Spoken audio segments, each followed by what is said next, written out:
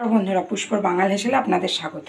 আজ আমি বানিয়ে দেখাবো পটল চিংড়ি। এই সিজনে প্রথম বানাচ্ছি, তাই ভাবলাম আপনাদের সাথেও শেয়ার করি। সবার প্রথমে কড়াইতে তেল দিয়ে দেবো পরিমাণে। এক ফোড়নে একবারেই রান্না করে ফেলবো দুর্দান্ত স্বাদের এই পটল চিংড়ি। অবশ্যই বাড়িতে আপনারা ট্রাই করবেন এইভাবে বানিয়ে। তেলটা খুব ভালোভাবে গরম হয়ে গেছে। এখন ফোড়নে দিয়ে দেবো সাদা জিরে, তেজপাতা, আর দিয়ে দেবো আলু,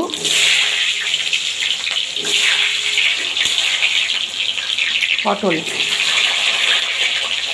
খুব চটজলদি হয়ে যাবে, কিন্তু স্বাদের কোনো ফারাক হবে না। এদিকে সামান্য পরিমাণে পেঁয়াজ, টমেটো, একটু আদা, 2-4 কোয়া রসুন একসাথে একটা পেস্ট বানিয়ে নিয়ে আসতো। পটল আলুটা হালকা হালকা ভাজা হয়ে গেছে। এই সময় নুন হলুদ দিয়ে মেখে রাখা চিংড়ি মাছটা আমি এর মধ্যে দিয়ে দেবো। তাহলে চিংড়ি মাছও ভাজা হয়ে যাবে, পটল আলু আর যতটুকু ভাজা হয়েছে বাকি আছে সেটাও ভাজা হয়ে যাবে। পটল আলুটা খুব সুন্দরভাবে ভাজা হয়ে গেছে। এখন পেঁয়াজ, আদা, রসুন, টমেটোটা দিয়ে দেবো, দিয়ে ভালোভাবে কষিয়ে নেবো একসাথে।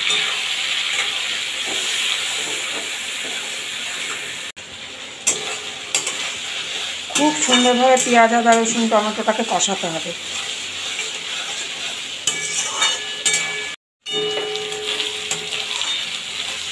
মশলাটা যখন ভালোভাবে কষানো হয়ে যাবে সেই সময় দিয়ে দেবো পরিমাণ মতো লঙ্কার গুঁড়ো, হলুদ গুঁড়ো আর লবণ। জলে গুলে রেখেছি এটা।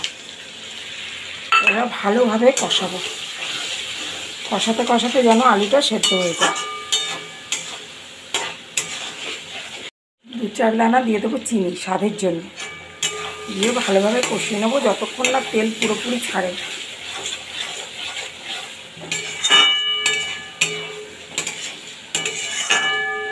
কত সহজ পদ্ধতিতে আমি পটল চিংড়ি রান্না করা দেখিয়ে দিলাম। খুব ভালোভাবে মশলাটা কষানো হয়ে গেছে। কি সুন্দর দেখুন তেল ছাড়ছে। এই সময় দিয়ে দেবো পরিমাণ মতো জল গ্রেভির জন্য। খুব জল বেশি দেবো না, মাখামাখো করবো তরকারিটা। পরিমাণ মতন গ্রেভির জন্য জল দিয়ে দিয়েছি। এবার এটাকে ঢাকা চাপা দিয়ে ফুটতে দেবো। আরও মশলা দেওয়া বন্ধুরা এখনও কিন্তু বাকি আছে। হয়ে এসছে আমাদের পটল চিংড়ি। এই সময় দিয়ে দেবো শুকনো খোলায় ভেজে রাখা জিরে আর গরম মশলা একসাথে গুঁড়ো করে। এটা হচ্ছে মেন মশলা, এটা কিন্তু দেবেন।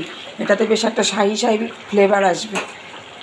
দিয়ে আর বেশিক্ষণ ফোটাবো না, আমি পরিবেশন করে আপনাদেরকে দেখাচ্ছি। পরিবেশনের জন্য একদম রেডি হয়ে গেছে আমাদের পটল চিংড়ি। এইভাবে বানিয়ে সবাই মিলে উপভোগ করুন গরম গরম ভাতের সাথে। ভালো থাকবেন, সুস্থ থাকবেন, দেখতে থাকবেন পুষ্পর বাঙাল হেসেলে।